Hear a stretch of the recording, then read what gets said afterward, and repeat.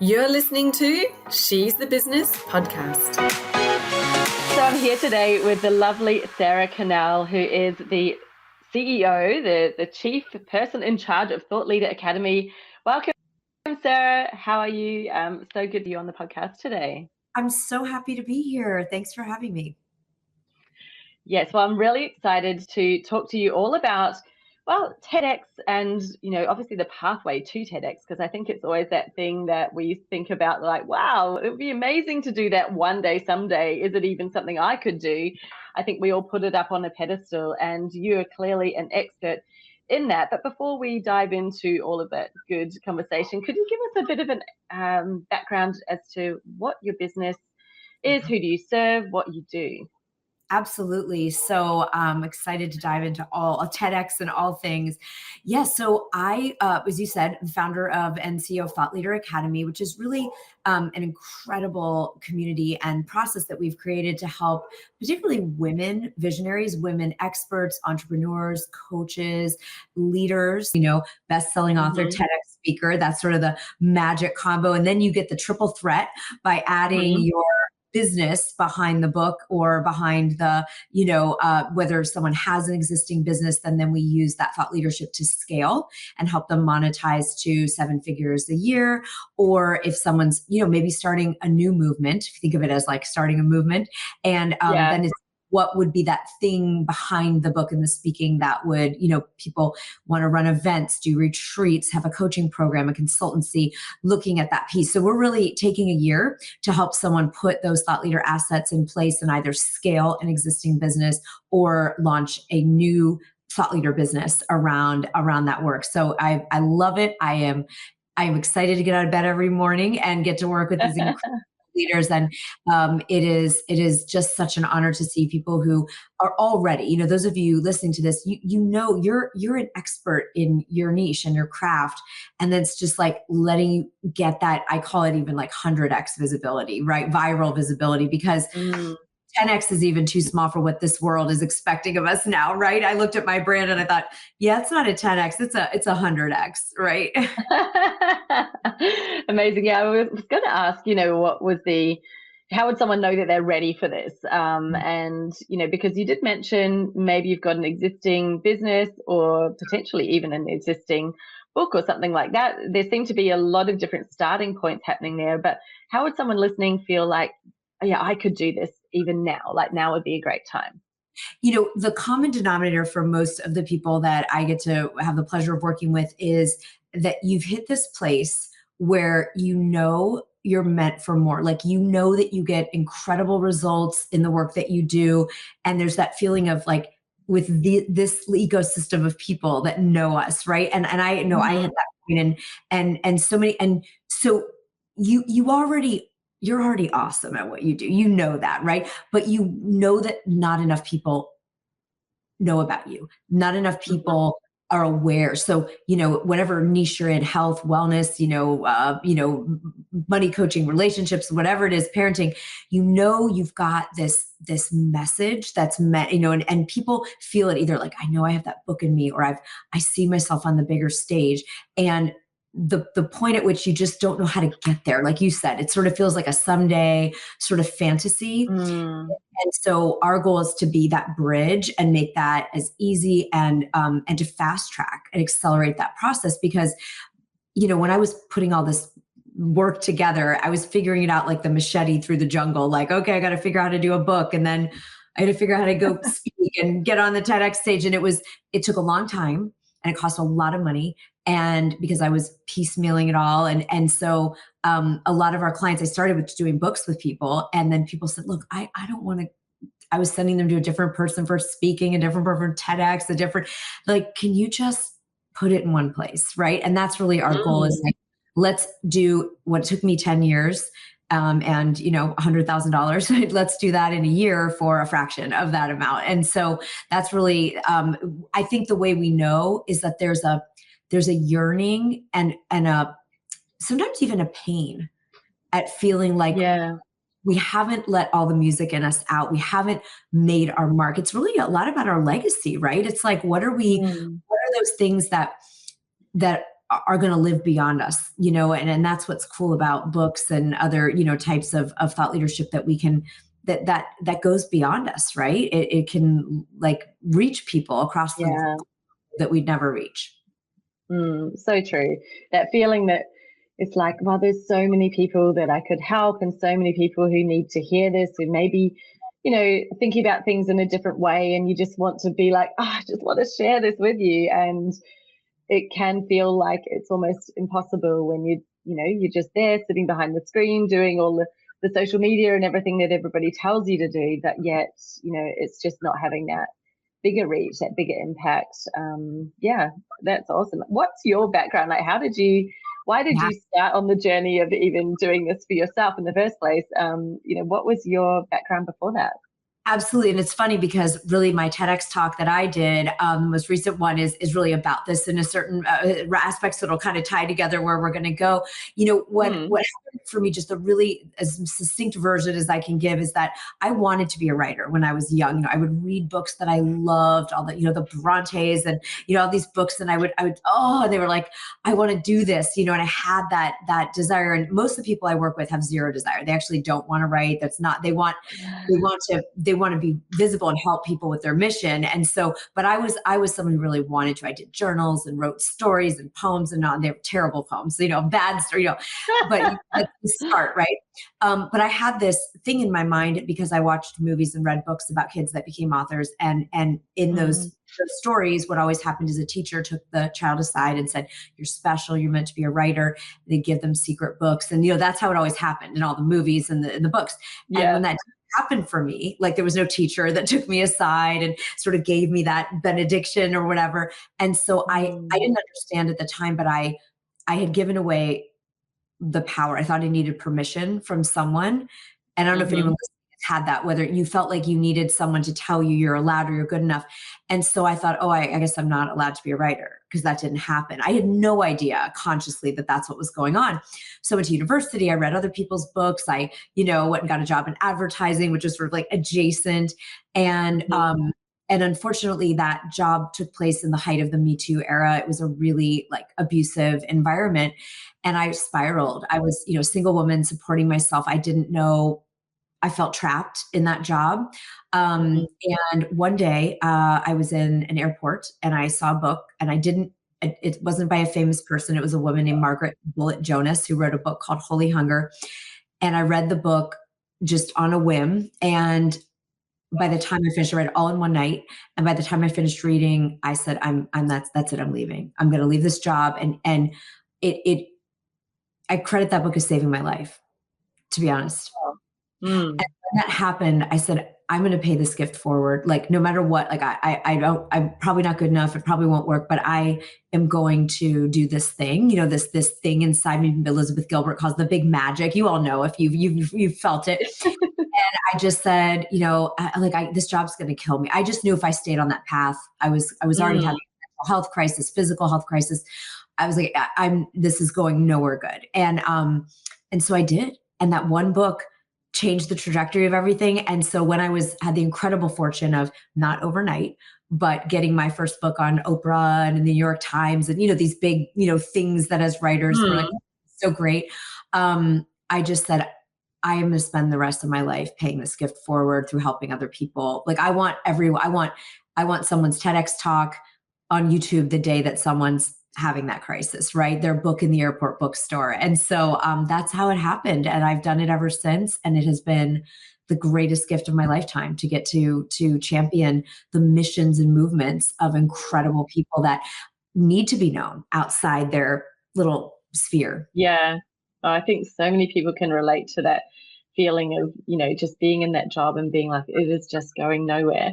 And I was always on the in-house side. So, being in an agency and advertising, wow, they used to work those people to the absolute bone. And I would say in-house was a little bit better. There was a little bit more care of employees, but gosh, I used to see what would go on, and I can absolutely relate to the terrible place that you must have been in. What was that first book about? I'm just curious, because you're like, I read a book and it made you suddenly believe that, hey, I can do this. I can actually write a book. Yes. I think where most people get stuck is like, what am I going to write it on? Like, what is the Of thing? Like, course. do you already know your expertise then?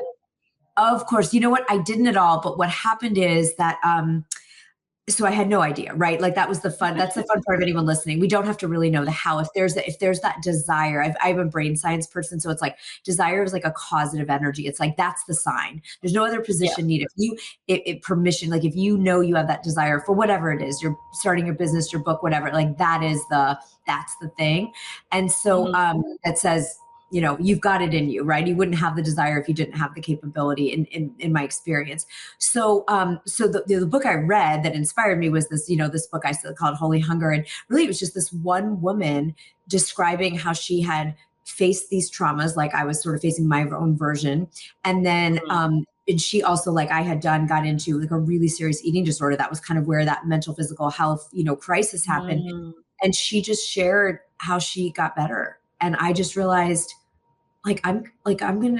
this is killing me. Wow. What am I doing here? Yeah. But it also showed me that she's not famous. It wasn't, Brene Brown or, it was just a woman sharing her story. And that's what a great TED Talk, a great book can do. And I think for everyone watching this, those of you that have a business, right, it's going one step further and really doing a thought leader book, right? But that's going to inspire someone to like want to work further with you and take action. So a little different than only our story. It's like our story plus our methodology, our way of doing something, our steps or whatever it is that we're an expert in. So, and then my first book that I wrote was ironically not on business or anything yet. It was a memoir. It was a 7-year fertility journey that my husband and I took to have our son, which is a whole other episode in and of itself because my mother at age 60 became our surrogate. So if anyone wants to wrap your mind around that. Wow. Oh my goodness.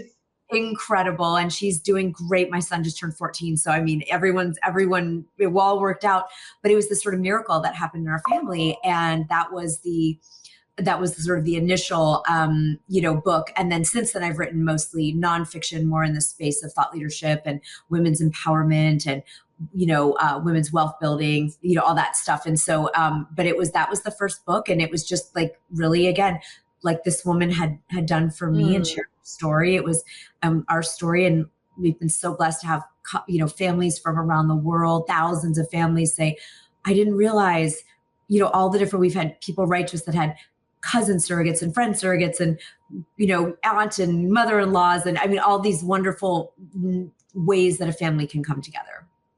Yeah, that's incredible. So tell me a little bit about when was your first TEDx speaking spot and how did you get it? Like, what was the kind of shift that from writing your first book? Were there multiple books before you did the TEDx or how did that happen? Yeah. There were. And here's I'm going to share my path to TEDx. And then I'm also going to give, for anyone listening, TEDx has changed a lot in the last 18 months. And so I want to give people like just what you need to know if you want to do one now, because it's a little bit different. There's two things that I want everyone to have because it has changed a bit since I, coach people. So what's funny is I coached probably 10 clients to get TEDx talks before I ever did mine, because I was really clear that I didn't want to try it until I had something really, really specific that was really felt aligned with TEDx. Something to think about. It's very different than a keynote or than another type of talk that we might give. TED, if you follow the brand ever, is about ideas worth spreading. And they do not want someone to come in and say, in fact, they will not choose us if we come in and say, oh, I give this talk all the time, or I have a book on this. Like, they actually do not want you to do something that you've done anywhere else. That's something really important. And so the reason I share that about my journey is I had a look as a coach helping people, like what did it take to get them a talk? Because some of my clients were very ready and they kept saying, when are you going to do yours? And I said, when I get really clear on what the talk is. And then one day it was like, I always get great ideas on walks. Like I'll go walking. I love to be in nature. And then suddenly I call it a download. Like it just kind of comes in. And I said, oh, you know what? I really want to go back to my roots and do mine on how one book can save a life. That's what I really wanted to do the talk on, because that was at the core of why I do what I do. And and that just felt like the talk I wanted to give. And TED, so step one, if anyone wants to do a TEDx talk, the first thing to know is that all the TED events are run by volunteers. So it's not the most organized. I mean, so grateful for these wonderful human beings that do this, but it's not like you're going to a corporation where a very systematized, every event has its own way of applying, and they're not all centralized in one. Like people that coach with us, like we actually paid someone to create a database of every event and have all of it in like a spreadsheet so it's easier to apply.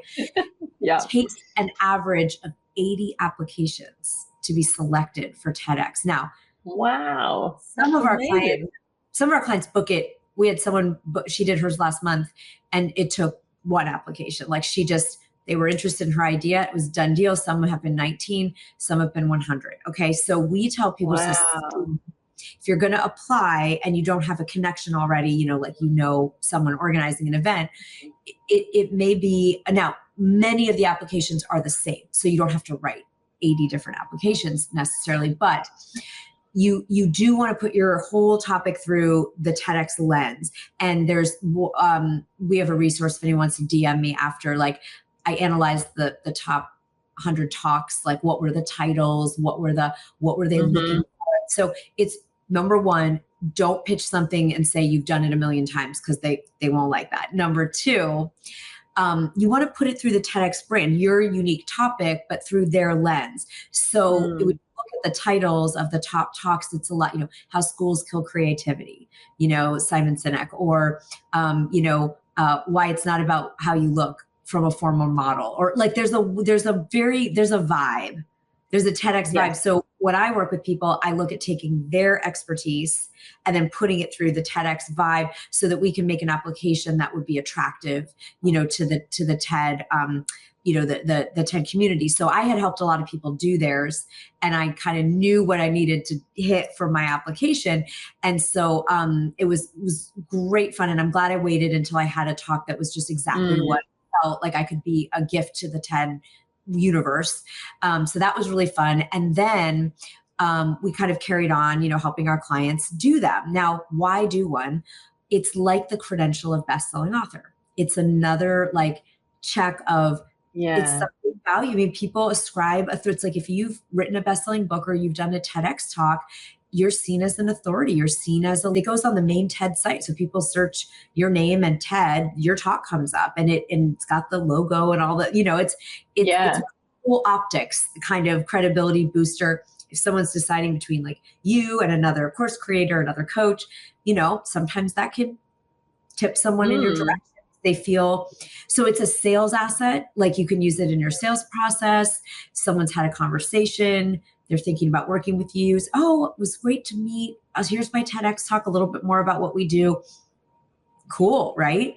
So it's great. But I also kind of says that you've got something to of value, because if you were chosen by TEDx, I mean, you're just saying to think about doing 80 applications, I would say most people would give up, right? They're probably not even getting to 10. They're like, this is clearly not going to ever happen. Give up. Like no person, unless they know to expect that, they're not going through with it. They're definitely not getting to 40 or 50.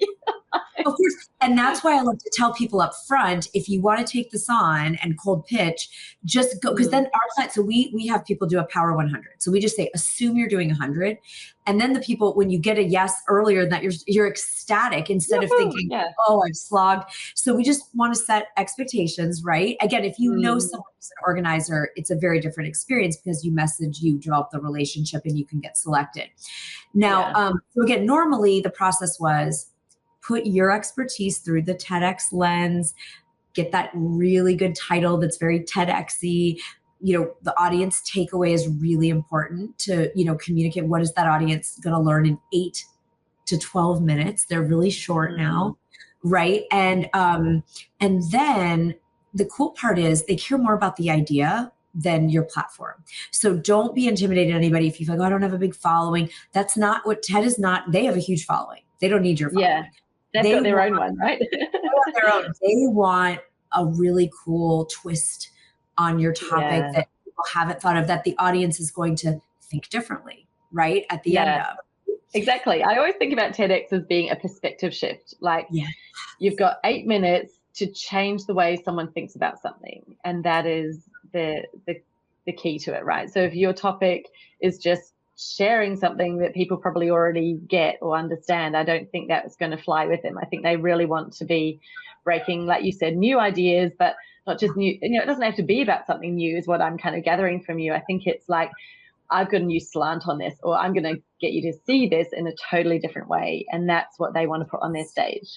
They do. And coming up with being provocative a little bit in your title and your topic. So for example, I was working with a client who's a minister, and he wanted to do a talk on forgiveness. That's his real passion. Just like, that's a really important piece. And so he can't pitch like, why forgiveness is good. And, so we pitched his as why forgiveness doesn't work. And so that's like, wait, what? From a minister. Yeah. Now, of course, his whole talk is, of course, it does, but it's the way most people are taught. He's saying the way most of us are taught about forgiveness is it creates so much resistance because people think it's letting the other person out. So he was basically getting at the way we're taught to do forgiveness doesn't work, but here's how it does, right? So, but being a little bit edgy in there, a little bit like, wait, what are you provocative right? Yes, and you want to be that, right? Now, the new things, I promised I would share, like what's the cutting, like late breaking, just now off the presses. The main thing to keep in mind is that TED is now requiring in any application for you to cite a peer-reviewed, piece of research. And that didn't used to be an absolute deal breaker. I think something happened where they maybe got critiqued or criticized, I don't know, about not having enough like evidence-based, or the talks being not scientific, or whatever it is. So all you need to do now in this day and age is go on ChatGPT, or go on AI and say, what are the top peer-reviewed studies, and put in your topic and look for something that really backs up. But you want something really, really established, Harvard Business School, Cambridge. And I think that's good, actually, to be honest, because that is part of their brand. But it didn't used to be like a deal breaker. They might say, pull it into the talk. And now it needs to be front and center in your application. Hugely important, because they want their to know they're going to put someone on the stage who will have substantiated whatever your twist is, your thesis for your talk. You want to have something that's really like a powerful statistic or a study that backs it up. So that's just an interesting. We started seeing some people get no's that I usually have a good sense at this point. Same with book deals. I'm like, I kind of know who's going to get it fast. And one of our clients, it should have been a slam dunk. She has a really cool methodology. She's a psychiatrist, really cool methodology, really interesting. And she wasn't getting. And so finally, usually they don't give you feedback. And luckily, one of the organizers just said, hey, I actually really like this, but I need a peer-reviewed stat up front. And it was like, oh, so we just started having everyone do them now, just pick it out ahead of time, cut it off at the pass. And then it is also it's not really a new thing, but just being highly attuned to putting out front and center. This would be a customized talk that's never been done before. Like, they just want to be reassured even more that you're not rolling out your dog and pony show, your keynote that you give a million times. They just really want to see. That used to be, again, more of a talk point versus needing to make that very clear up front. Like, I would create a customized, talk just for TEDx where the audience will learn that. What would you say, obviously there'd be quite a few differences here, but what's the primary difference between what you might have talked on before? Say, I'm sure that you have a topic. So that, your priest who was talking about forgiveness, I'm sure he talks about forgiveness a lot, and he may even have a keynote presentation. What's the difference in a TEDx kind of presentation in terms of the content? Because I know that there's going to be some key differences there. Right? Because you guys all know, right? You sort of get the vibe, right? It's almost like, okay, so here's one. You're going to open with either a question that draws the audience in. And this is actually good for other keynotes too. This is a good technique anyway, because you want to make your audience part of the talk.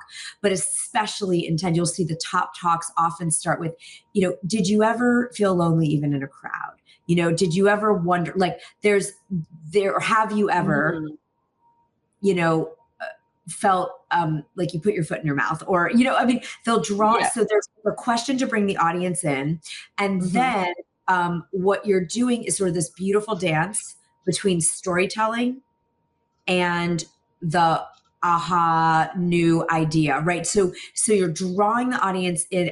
If anyone wants to watch one that I think is just mesmerizing, this is a longer one because they used to be 18 minutes and now they're 8 to 12. But Rory Vaden, Rory, and his last name is Vaden, V as in Victor, Aden. His is a great example of sort of the classic TED vibe where he's very charismatic. He does a beautiful job, but what he's really talking about is, like, as a consultant, a sort of focus funnel. That's really, if you say, what's his talk about? He sort of teaches you this focus funnel of how to get out of all the stupid stuff that's not important and focus on what's actually important. That's really like his take on his funnel that he teaches, his people and his consultancy on how to only focus on your priorities and get rid of the other stuff. And it's a cool funnel, right? Yeah. But if you watch the story that he uses in his main story, again, it's a longer talk than most of us get now, so we got to make our stories shorter. But it's so clever because it's funny. Okay, so you want to think in TED, can you inject a little humor? Right? You want to get people laughing. You want to engage them in the talk. And then it also creates sort of a punchline. It makes he's not telling a story just about someone using his framework. That would be the kind of testimonial style. Like, I teach this framework to clients, and then this person used it and got this result. That would be like a classic way that you could do a talk. But so for TED, you want to be a little bit more craft oriented. He tells an adorable, endearing story of himself as a younger man, and then kind of ties it to his framework in almost like a punchline. And so it really is like there's a craft to it. Wow. And so what I say is to keep it simple for everybody. Open with a question that draws your audience into the talk with you.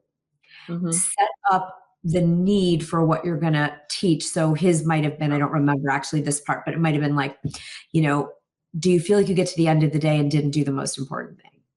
Well, it happens to lots of us. And then there would be your study. In fact, according to Harvard Business Review, 90% of people spend 4 hours a day procrastinating or on unimportant tasks. And he would have his research there, right? Yeah. And then he kind of sets up that he's going to teach you this focus funnel, and he gives you a little bit of it. And suddenly, it's what great stand-up comics do. Suddenly they cut away, and good books do this too. And he's telling you the story, and you don't know how it relates, but it's so endearing and so charming and cute that you're like, I'm taking the ride. I'm sure to connect somehow. And then pow. So I think with TED, you want to play with the element of surprising connections instead of just really obvious. I'm going to teach you this. I teach you this. You'll see some TEDx talks like that, and they're not the ones that are going viral. Yeah, definitely.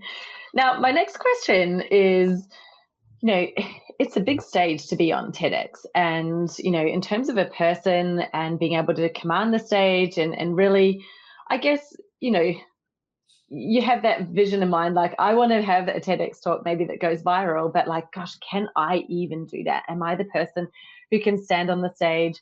And do I have that presence? Do I have that ability to hold the room, hold the audience and bring them on the journey with me? Is there types of people, you're working with who you're like, wow, you've got a really great story, you've got a great message, but, maybe not quite ready for TEDx, or maybe there's another platform that's better suited? Sure. I'm just curious because I'm sure there's a lot of people out there with lots of valuable stuff to share, but TEDx probably isn't a fit for everybody just because of that. Sure.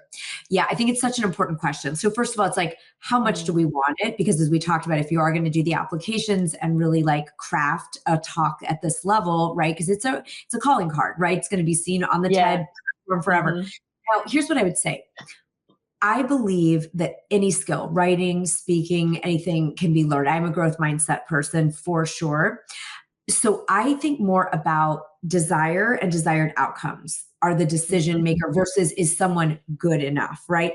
I think this is a skill. I would say you must work with a coach of some kind if you aren't already like a really top speed, because who doesn't? It's like having a book editor. It's like even the best writers in the world have an editor, right? So I do think having someone really coach on both the presentation itself, the talk content is well worth it. But if you desire it, right, that's usually a sign you've got it in you, because there are a lot of people who you couldn't pay them money. That sounds like absolute nightmare to have to get up in front of all those people with that brand. They would feel Yeah. so uncomfortable. I also think it's like, what does someone really want, right? I think if you love the TED, I wouldn't recommend doing it if you don't love the TEDx brand. Like, I'd been a fan for a long time. I loved watching them. I really felt grateful. I wanted to almost like contribute to that canon. So I think if you're doing it just because it's a cool logo that you want to say you've done a TEDx talk, I don't think it's probably worth what you need to put in to it, because you can also like do PR and get some other cool logos. You know what I mean? You can do things. I think though, if you love what TED is about, which a lot of our clients do and I do, and you feel inspired by their mission, then I think you absolutely, with the right coaching, can rock your talk. Because you don't have to be funny. You don't have to be extroverted. You don't have to be, there are people who've given very powerful talks that are researchers and are awkward.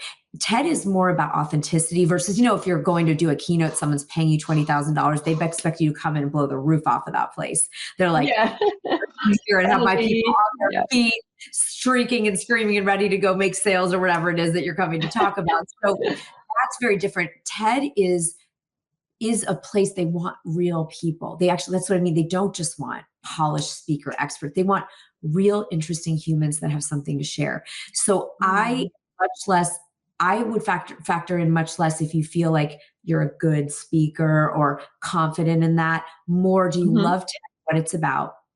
And like me, I waited years before pitching one because I really didn't feel like I had one that aligned with their brand. So I think really, really, like, whether you work with a coach or you just research on your own, like, what are those talks? And do you see yourself, is there something Venn diagrammed with what you do and what they're about, that really matches in the middle? Then if so, absolutely, you can learn. Look, so much of speaking is a craft. It's a craft, both in the presentation and the content. And any of that can be learned and helped if you've got an important message that's aligned. So that's the only thing I would care about is the message aligned, and do you love TED? Otherwise, yes, go do podcasts, go do keynotes, you could speak at universities. There's so many cool places to speak.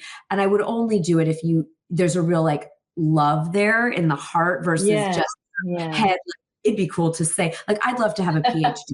I would love to have a PhD. I have a master's, I have all that. And I was like, God, I'd love a PhD. But that desire is not coming from my soul.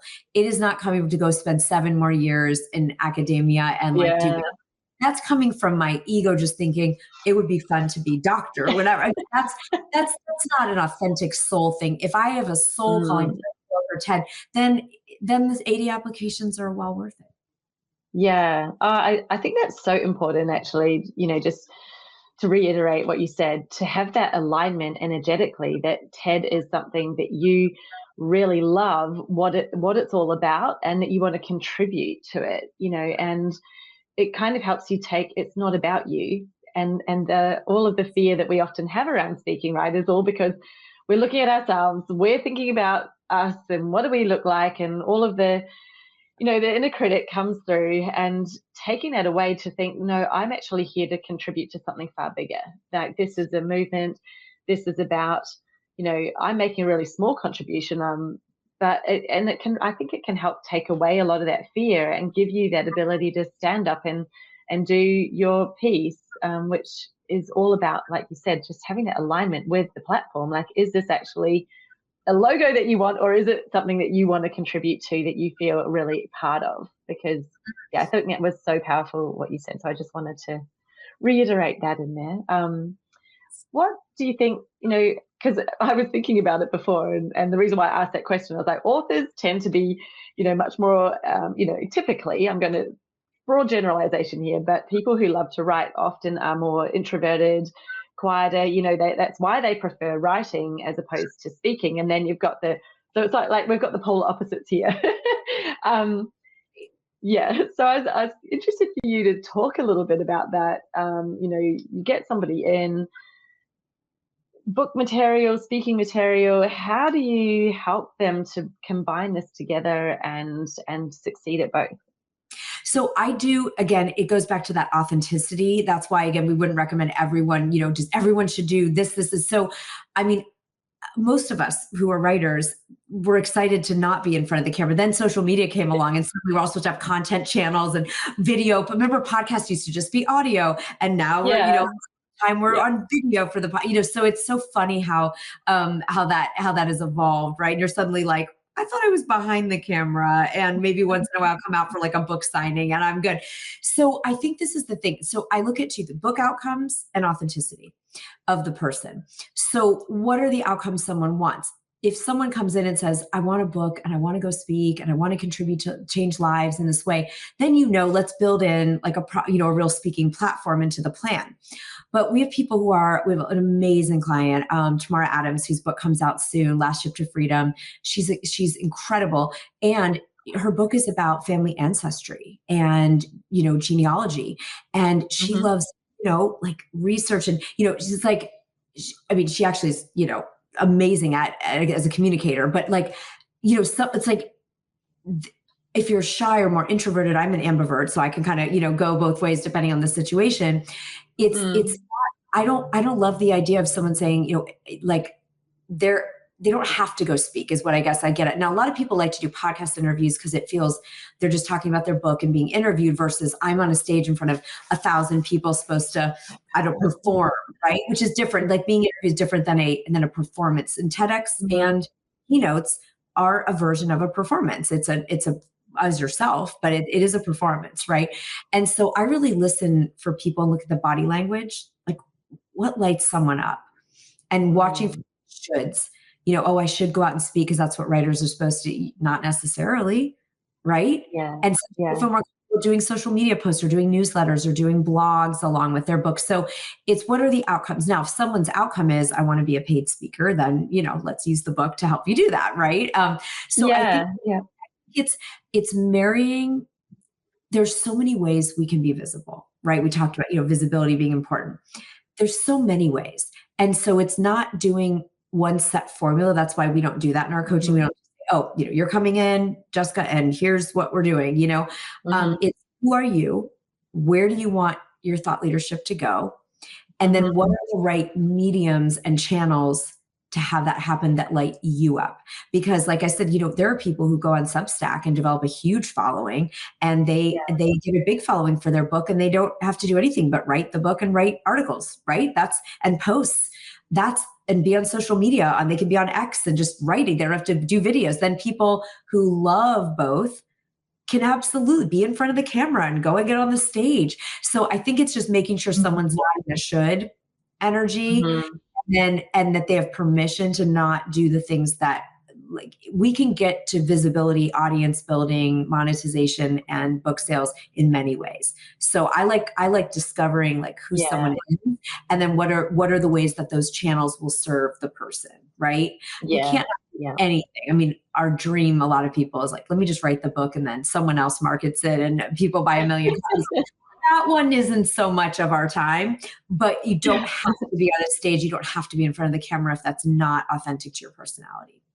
Yeah. So I think we're so aligned with that. When I think about even, how you build a business, the service offerings, it's like there is no one way, there is no must do, there is no one way to market your business. It is so much about choosing the ones that are best suited to you, most well aligned and aligned with your market as well. And like you say, there are no shoulds. Like, let's not tell ourselves all the shoulds. And I think you can easily get stuck in that when you're scrolling social media, you're reading posts and people will, have their little opinions here and there and they've got a purpose for why they're saying it. But I think so many people take all that on and then they almost get stuck thinking, but if I do this, then I have to do that. And that means I've got to be this kind of person. And it's like, no, that's just someone else's opinion and you can go and do it your way, right? So I've got one last question to ask because we haven't touched on this at all. And I'm always curious, what would you say are the biggest maybe mistake, or if there's more than one mistake that people make to try to, become a thought leader, what you see them doing that you would say, that's really not helping. Is there something that sticks out to you? I'm sure that Yeah, and it's there is, and it's hard because it was the hardest one for me, in the sense that making your brand and visibility a huge priority as much as creating the asset, whether it's the book or the talk or the business. I think that I'm going to give two. I'd say that's one of them because, I think we just sometimes, we don't think of ourselves as marketers. It's like when people want to start a business, well, they realize they're going to be now in sales, they're in marketing, like whether they're like, Yeah. oh, we just do their business, like do the thing that's in their business. And then suddenly, oh God, I've got to be a CMO and I've got to do all these things. So I think one is underestimating the importance of visibility. Again, you can find your authentic way of doing it, but the truth is that the fastest way to be a known thought leader is to get in front of other people's audiences as much as possible. That's, again, like, doing people's podcasts, get on their social media with them, creating collaborations, being in the newsletter, and it's reciprocal, right? I always start with generosity. Like, how can I give?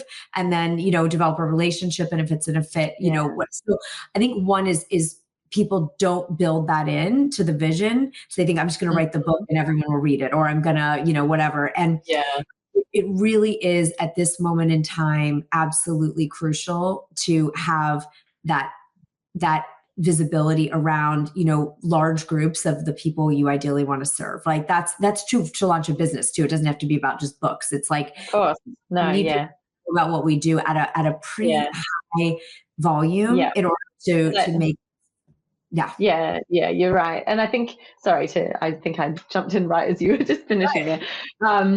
People think, well, I write a book, I put it on Amazon or wherever, and Amazon is a platform that then has all the people. So you can kind of understand the thinking, the logic behind that. But, what you're saying is that's one of the biggest mistakes, because you're literally one tiny little book in a sea of millions of books. All the and books, people can choose any book. Yes. Right. And then I think the other thing in terms of thought leadership is some people want to do the book and then have that, like, make millions of dollars right out of the gate. Like there's the visibility part, but that's why we are so adamant in our work with people of figuring out what the business is behind the book, whether that's a business people have like in your audience, then it's about using the book and speaking to scale it.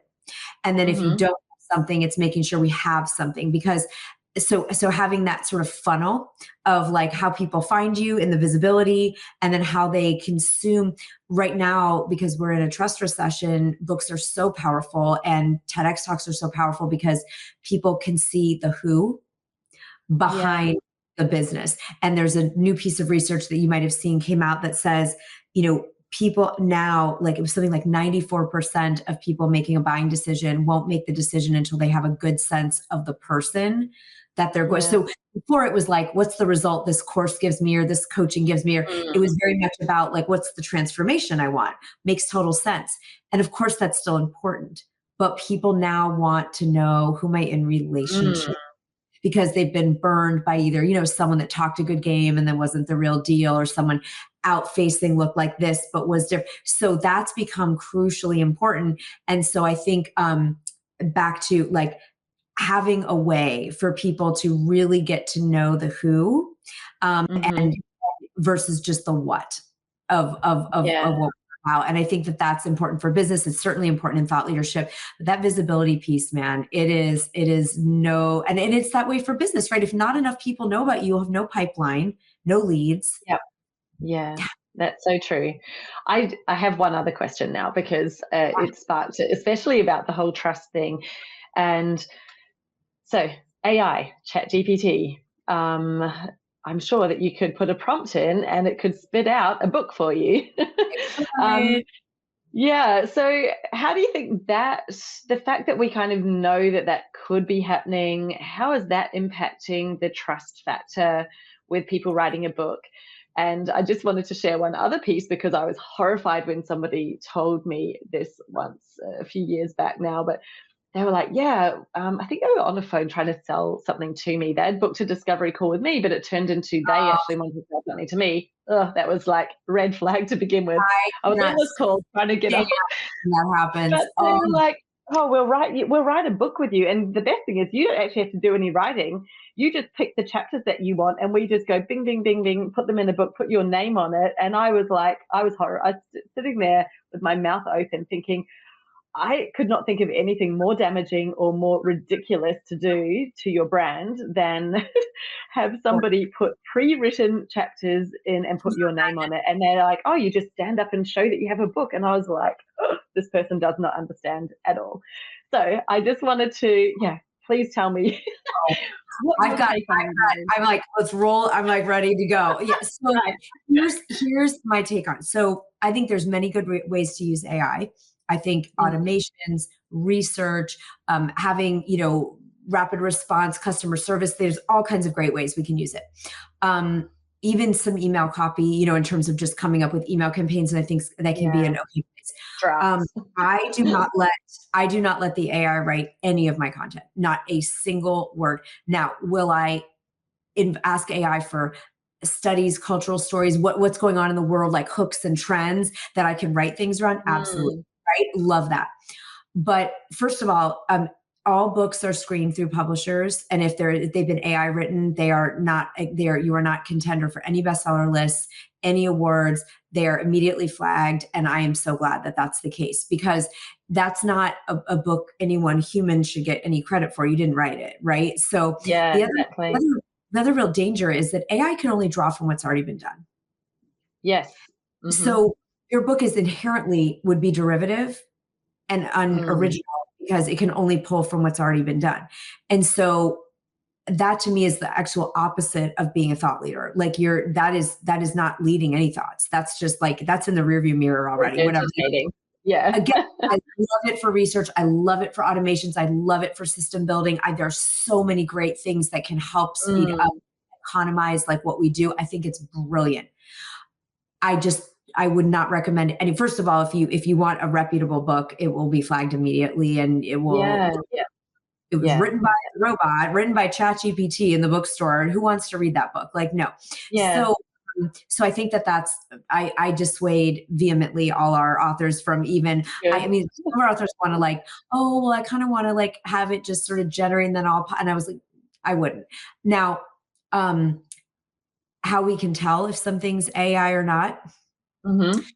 The good news is anything that gets, again, published properly, meaning like through a publisher and is on any kind of list, got flagged for it if it was. So that's like a way that the industry is differentiating what. Now look, if someone is listening and you want to have a lead generation book for your clients and you want to put in your course and say, write an ebook based on my content and put it, great. That's still your thought leadership. It's your, you can make a chat bot and have it generate something like that for you, fine. But if you want to do a book that's a flag in the ground that's going to change the way people think, like that needs to be your unique thinking, your stories.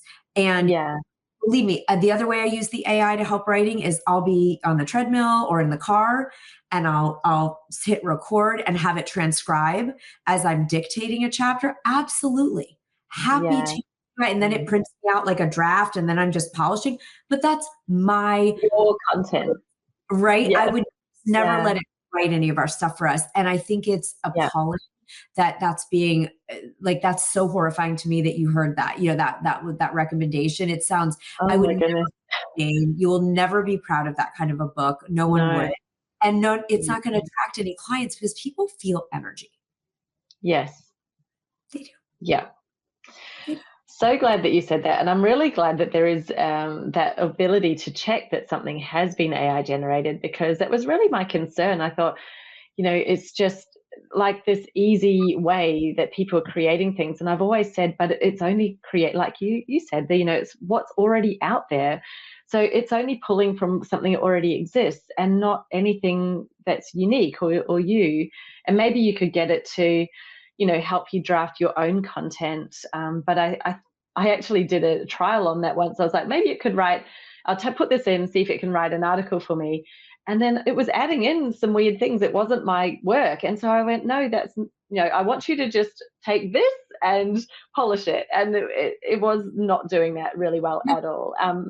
So I thought, actually, it's probably good to, like you said, do a bit of research, get a few ideas, maybe even just help get your thoughts in order, that type of thing. Yes. But it's like that is your very basic draft. Like nothing that it comes out of it should ever be published. Nothing should be published. And even having it make you, sometimes our clients like it to make an outline for an article. Like if they're invited to do something for, just say, hey, chat, pull the best Forbes articles on my topic and analyze. This is where I would use it and say, analyze the best article. Like if you're going to be published in Forbes and you say, pull the top Forbes articles around my topic and analyze the structure.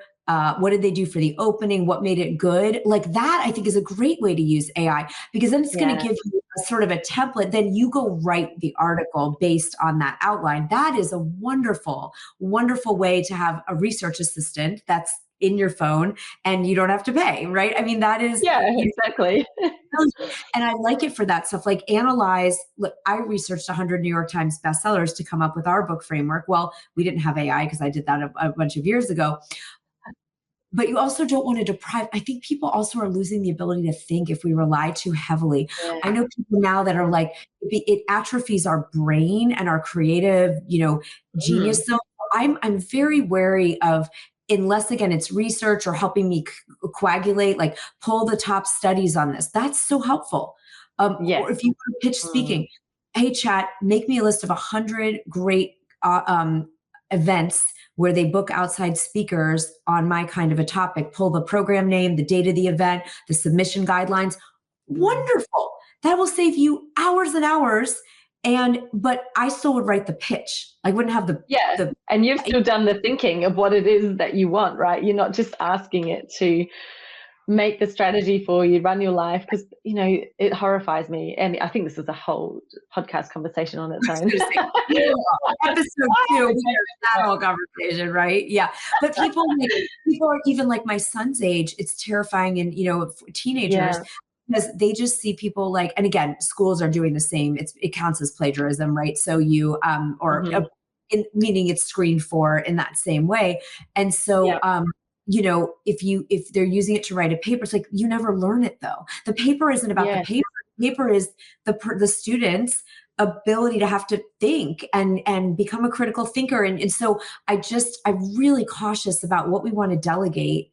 If it's not a skill I want to develop in myself, like I don't want to learn coding and automations, and that's just not where I'm called to serve, then beautiful. If the AI can help do that quickly, absolutely grateful. But I don't want to give away the sharpness of my mind and my deep thought, because that's the only thing I am here to contribute uniquely to. And that's the only thing that we actually, when you think about what can AI take over, it can't take over our brains. And, it's doing all of this thinking. But if you literally stop thinking and ask it to do all of that thinking for you, then your value, your own learning, your own knowledge and ability to do unique thinking is diminishing, because suddenly you're just putting everything into ChatGPT and not relying on yourself or developing your own skills. I think it's horrifying.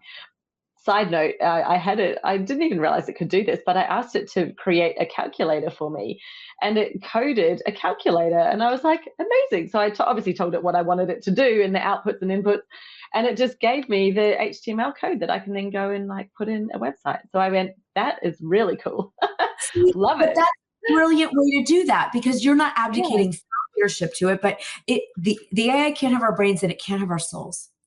It doesn't know our heart, our story in that way. And again, I'm very friendly with my child. Hi, child. Thank you. You're because they're so nice, and it's really gotten a lot better. Of it cheers you on and gives you great. I love it. I love the vibe.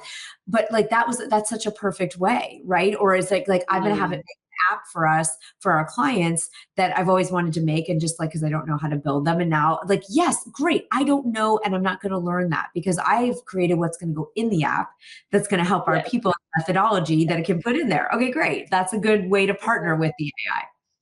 Yeah, so true. Love this, Sarah. This has been such a great conversation. Where can people find you and connect with you, learn more? Where's the best place for them to Absolutely. We have a lot of great trainings. They're all free over on YouTube where people, if you want to read, I've done ones on TEDx, I've done ones on book writing, so if you just want to kind of get, if this was fun today and want to play around with what could this look like, we're at Yeah. Thought Leader Media.